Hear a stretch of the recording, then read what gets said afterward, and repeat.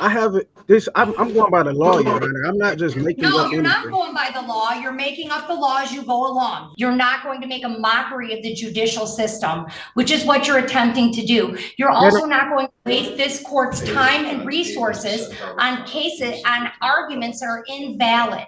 I'm not but wasting any more time on it. We are done. Today, we're dealing with a sovereign citizen in court who's refusing to pay off his massive credit card debt because, apparently, he thinks the laws don't apply to him. We're jumping into two separate hearings, and let me tell you, it's an absolute roller coaster. The judge doesn't hold back for a second, completely dismantling this guy's ridiculous arguments and handing him a brutal reality check. He has zero legal footing here and ends up looking totally clueless. Watch it all unfold and let me know in the comments. Are you buying his story, or is he just digging himself deeper? If you enjoy courtroom takedowns like this, make sure to like and subscribe. Let's jump in. All right, Mr. Chavez, can you turn on your camera and tell me your name? Chavez Arnold.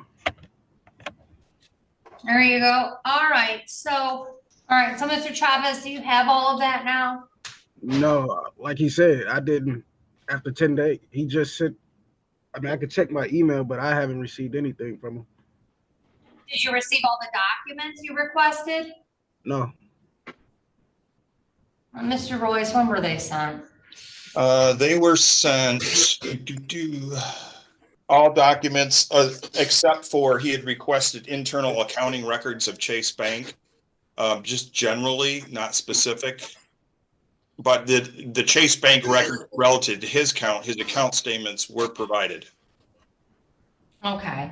So, Mr. Chavez, what is the defense on this case? What is your defense? Well, I needed to see one of the documents. Well, my defense is that, I've been researching the law and, the powers of the banks. And it's more of a accuracy of the actual accounting that I'm trying to make sure and, make sure that everything is accurate. So it's not my intent to not pay anything, but I need to know, based off the accounting that I am paying what I'm supposed to be paying. And based off of what they're saying, your last payment, I mean, back on 5/15/23, you owe $3,398.36. And they're coming for $3,398.36. I mean, that was the balance on the card at that time. Like, that's why I asked questions, Your Honor. You say you gave them 10 days to send it to me. They didn't send it to me. I just got an email this morning. You're not disputing that you had the card, right? But that's not the issue at hand, is what I'm saying. No, it is the issue at hand. The issue at hand is, did you have a credit card? Did you use money on that card? And did you not pay the card off? That's the only question. Right. Those are the questions. Okay, my defense is I am the lender and they borrowed from me. What did they borrow from you? My personal security. I swear, I'm actually losing brain cells listening to this guy. He seriously argues that the real issue isn't him owing credit card debt. Like, really? And if that wasn't enough, he's now claiming the bank borrowed money from him and should be paying him back for personal security. What does that even mean? Is it just me, or is this guy completely out of touch with reality? It's like he Googled how to sound smart in court and ended up on the worst website imaginable. What do you think? Does he have even one shred of a point here? Or is this just straight up nonsense? Let's dive back in. Which I'm entitled to. No, I'm not buying that. No. Listen to me. Listen. It's not about. I have it. I'm going by the law, Your Honor. I'm not just making up anything. No, you're not going by the law. You're making up the law as you go along. You took a credit card on. You agreed with that. And then you had a credit card. You used the credit card. You have a balance on the card. And you didn't pay on the card. They don't owe you anything. So when I asked for the application, the evidence that opened up the account, because they go by GAAP accounting principles. If my application opened up the account, that means there will be a credit on my account because that's a cash equivalent. That's what the law says. All right. Yeah, motion for summary disposition, hearing date will be January 9th to 25th.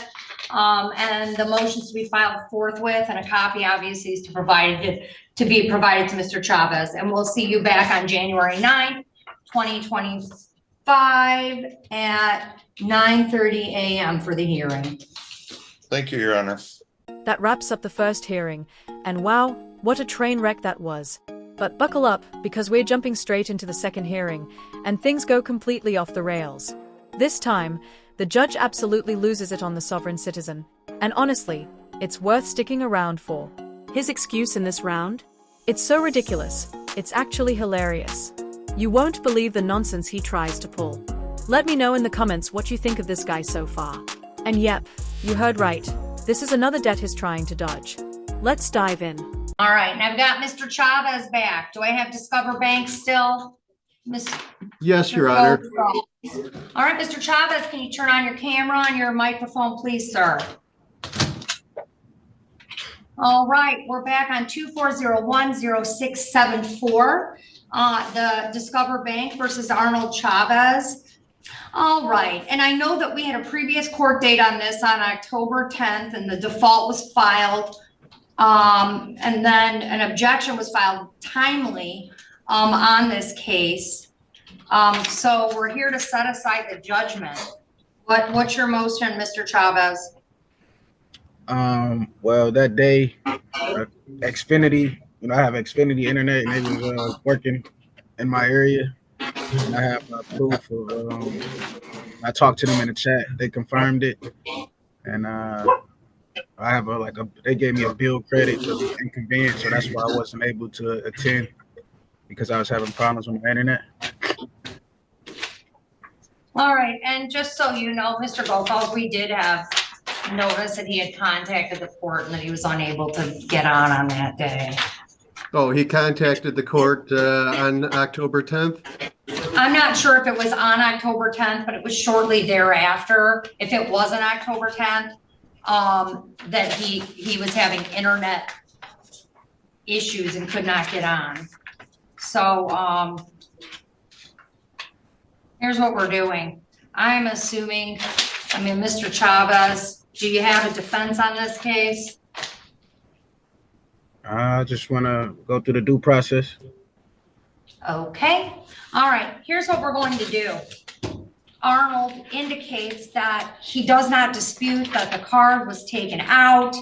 The only dispute he appears to have is that a few paragraphs here, he does not agree with the fact that by virtue of defendant's default and breach, the entire balance of the account is now due, and these statements were attached, that the contract and or monthly statements are written instruments, evidence indebtedness with a specified interest rate, and that he disputes whether or not it's an account stated. It clearly is. It's the original creditor. There's no sort of defense regarding assignment on this case. The balance at the time of the complaint was $4,378.29. Well, I have affidavits that support what I'm saying, but I will want to enter into this as evidence. The motion for summary disposition is granted sua sponte by this court. There is no valid defense to this claim, and I couldn't even enter any evidence. And a judgment in the amount of what is claimed in the complaint, $4,378.29, will be entered by this court, and documents can be submitted for that purpose. And officer, I have a few more documents for that, and we're all set. All right, we're all set. Thank you, Mr. Arnold. Mr. Arnold, I have ruled against you. I am allowed to do so on the court rules. You filed an answer. It's the appropriate response to this. You're not going to make a mockery of the judicial system, which is what you're attempting to do. You're also not going to waste this court's time and resources on cases, on arguments that are invalid. I'm not wasting any more time on it. We are done. Thank you. So what did you guys think? Did the judge handle the sovereign citizen the right way? Honestly, this wasn't the worst sovereign citizen we've ever seen, but it was painfully obvious he had zero respect for the law. He was just tossing out random legal mumbo-jumbo, hoping something would stick. Like seriously, just pay your credit card debt like the rest of us. These sovereign citizens really need a crash course on how to behave in court. Half the time, they don't even try to make sense. This guy was just throwing out nonsense left and right, and the judge finally called him out at the end because it was getting ridiculous. Honestly, I think judges should just start cutting these Zoom calls short and force people like this to show up in person. Might cut down on the chaos. And tell me I'm not the only one who thinks we haven't seen the last of this guy. There's just no way he's going to pay off that kind of debt. I wouldn't be shocked at all if he ends up back in court with the same goofy excuses. Do you think he actually believes the bank owes him money? Or is he just grasping at straws to get out of this mess?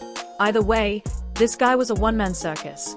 He may not be your typical sovereign citizen, but he sure acted like one. Interrupting the judge, spewing nonsense, and refusing to take anything seriously. And let's be real, if he were actually trying to resolve this and had no money, he'd get a lawyer. That's what a normal person would do. But nope, not this guy. Anyway, let me know what you thought of this whole hearing. Personally, I found it super entertaining. But this guy? Total lost cause. Oh, and can we talk about how it looked like he was filming from a dungeon? I don't know if the sovereign citizens are holding him hostage or what.